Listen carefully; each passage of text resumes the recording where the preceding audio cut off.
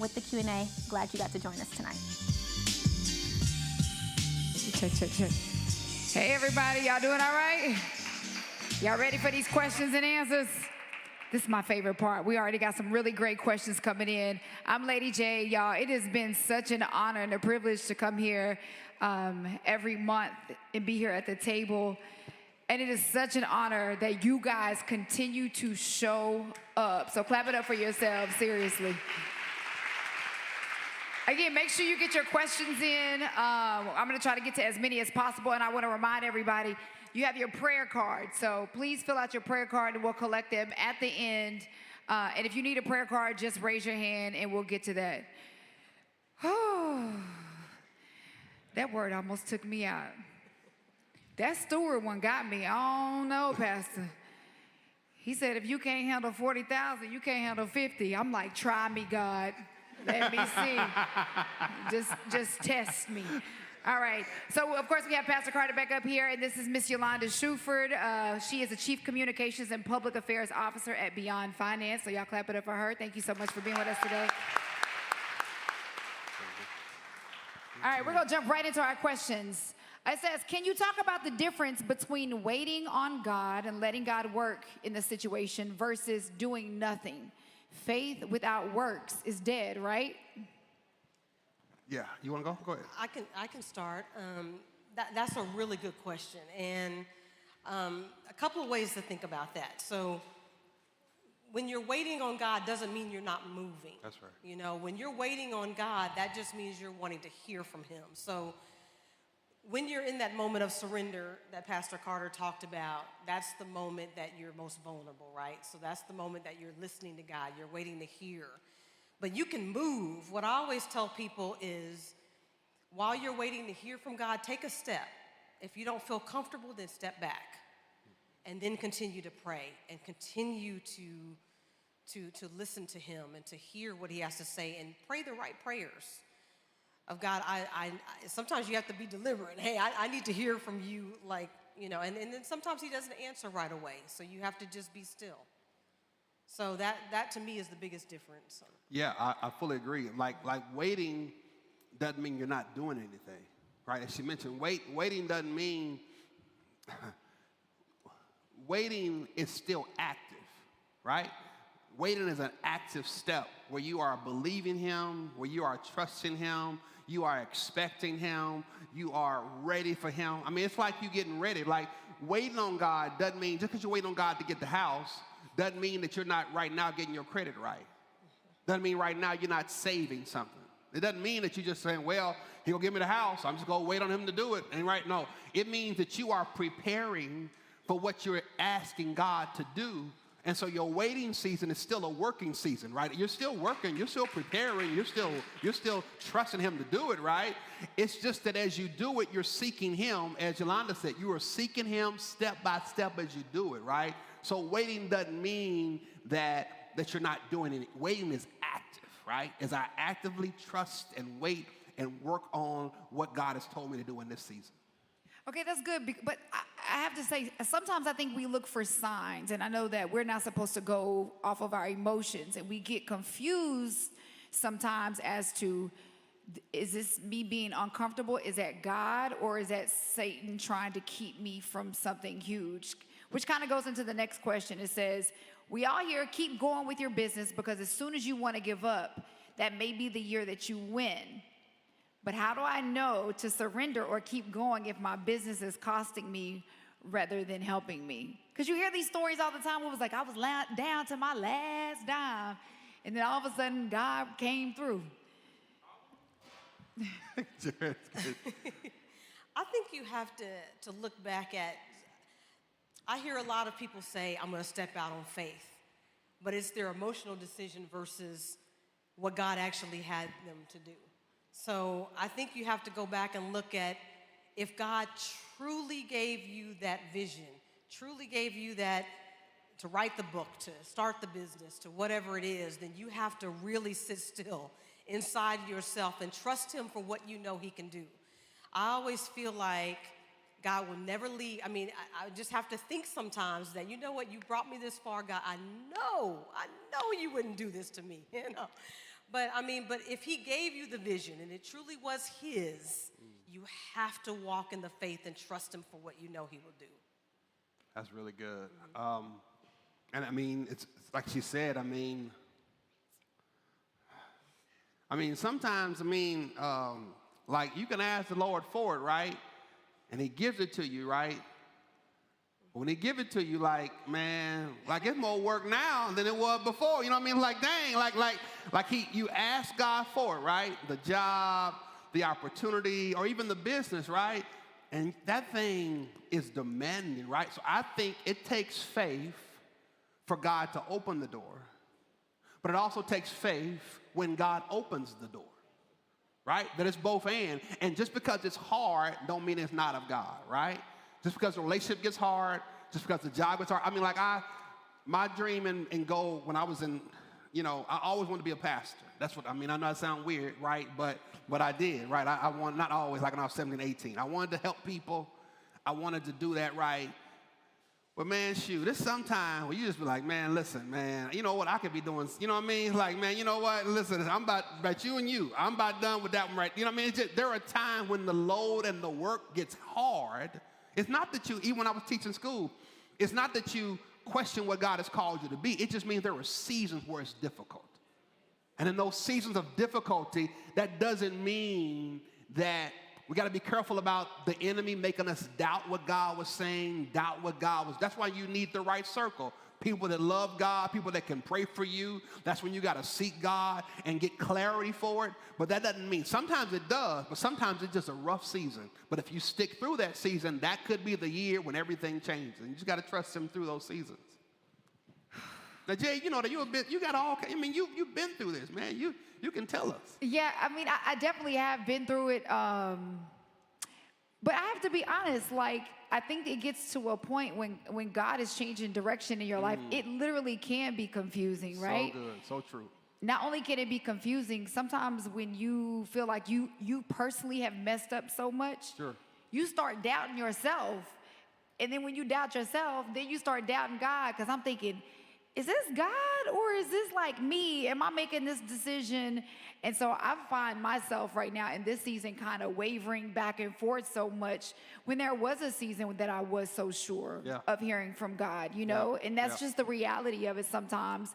But yeah, in all honesty, it's crazy because even with me being in radio, I never thought I would be in radio. Sure. I thought I was going to get in television, right? Yeah. So I started interning at a radio station many years ago, and God kept opening these doors for me that I kept walking into. And it's like, then I look back and I'm like, how did I end up in radio? Like, how did this end up being a career for me? It was definitely unexpected. I thought it was either gonna be TV or me being a teacher. And I think that where I was like, okay, let me just keep walking. Let me just keep stepping as these doors keep opening.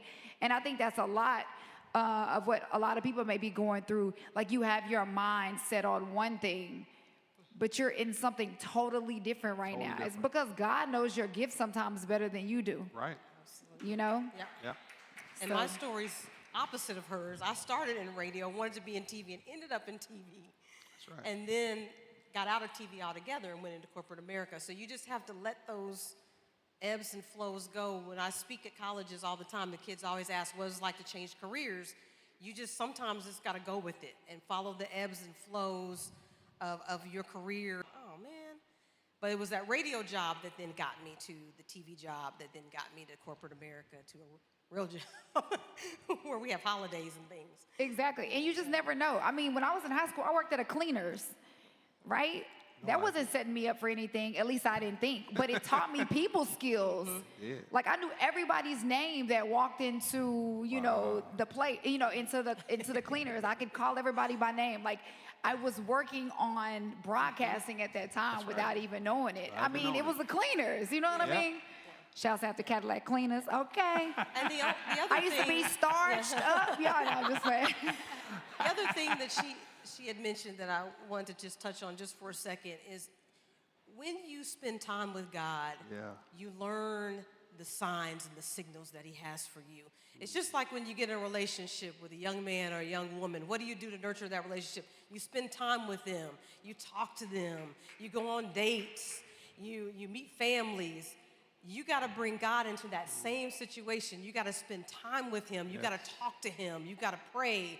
You've got to court God in certain ways. You've got to read the scripture. You've got to look at your devotionals every morning. And when you don't nurture that relationship, how will you know when it's him? Yeah. You know when your best friend calls and something's weird in her voice, right? You know when your brother, sister, or your mom calls and they're not themselves. You know, because you learn to listen to them. You know their ins and outs. So you got to do the same thing with your relationship with God. That's good. Very good. This question says, how do you stay present while building your next when you feel obligated to build quickly in a world where Black people are finally getting opportunities? And the opportunities are coming. I mean, they are coming rapidly. I'm telling you, there's so much opportunity. Just in my job, we were trying to hire somebody fresh out of school. And I'm thinking, we're going to give somebody fresh out of school a job. This is going to be great. They're going to jump at this opportunity. And they had like 6 other opportunities they were weighing. And so they were able to basically talk us up some money and some benefits because we wanted this person. So the opportunities are out there. I think what you have to do is you just got to focus, I think. I think it's just all about focusing in and really weighing options and understanding what your purpose is, what you want to do. I don't know, that's a hard one.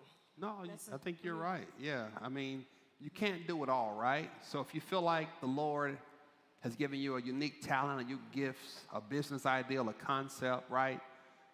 You got to figure out how to do it in bite-sized pieces, right? You got to know it's not going to happen tomorrow, but how do I put a plan together to do this for 6 months, maybe to study other people in this industry, get a sense of what's working, what's not working, another 6 months kind of building out my piece, right? I'm going to launch it here. I think you got to do a little bit each day, right? You can't do it all. It ain't going to happen overnight. We think that, right? But you got to figure out, okay, I got mine now, so I got to get paid. But then how do I build out this vision that the Lord has placed in my life, bit by bit, step by step? So it's on one side, not becoming so overwhelmed that you don't do nothing, right? Because sometimes you got all that and you don't do nothing, right? You just say, well, I'll wait. But you got to figure out how do I plan this out, schedule this out, so at least I can move to this picture to where God wants me to be. And I kind of want to piggyback on what you said. Make sure it's something that's for you. He talked about purpose. Y'all, a lot of times we see people doing things and they're making a lot of money. And we think to ourselves, I could just do that. But is that really for you? Like, when's the last time that we stopped down to say, God, am I supposed to do lashes? God, am I supposed to do, you get what I'm saying? Like, because we're always looking for the hustle. I mean, me included. You know, we chasing the dollar right now. But it's like, we really are not seeking God for clear direction if that thing is for us. And so you said see God as your last one, and what we're doing is we're chasing the bag. Yeah. So we just got to be really, really careful of that as well, because this is an easy trap to fall into. Okay, last question. Sometimes we grind so hard because we don't want to miss an opportunity. What if that opportunity was from God and we were resting? Can that happen? Like, can you miss an opportunity? If I'm diligently seeking God, if it's Sabbath and an opportunity rose, because, I mean, can y'all attest to that? A lot of times we don't want to rest because it's like, I mean, it's stuff out here happening, you know?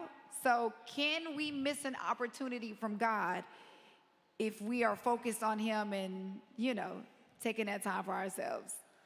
So part of it means that you got to trust that God is sovereign, right? The sovereignty of God means that God is at work at all times, right? So if God is sovereign, even if you feel like you missed it, that don't mean that God is not sovereign enough or providential enough to open another door, right? So I mean, it's this issue of whether you think you got to make it all happen or whether you're going to trust God for what he's going to make happen, right? Don't get me wrong. All of us are trying to make it happen. You're trying to get promotions. And don't get me wrong, particularly in your young years, in your young adult years, that's where you're earning your name. That's where you're trying to establish. So don't get me wrong. I know it's a grind, but I think you got to know that you work, you do what you can where God has placed you. But when you rest, you're resting in God. You're literally saying, God, you know what? Thank you for these 6 days. I'm going to rest on this day, or at least half a day, because I trust that the same God that provided for those 6 days will keep me on this day. Chick-fil-A is open 6 days and makes more money in 6 days than most restaurants make in 7 days. And the reason they close is because they think people ought to have rest. So rest doesn't mean you're missing out. You could be getting maximized because you got some rest to get re-energized for what's coming next. And if it truly is of God, he'll bring it back around. He'll bring it back. He'll bring it back. Well, let's get ready to got you. Sabbath then. Amen. Won't he do it?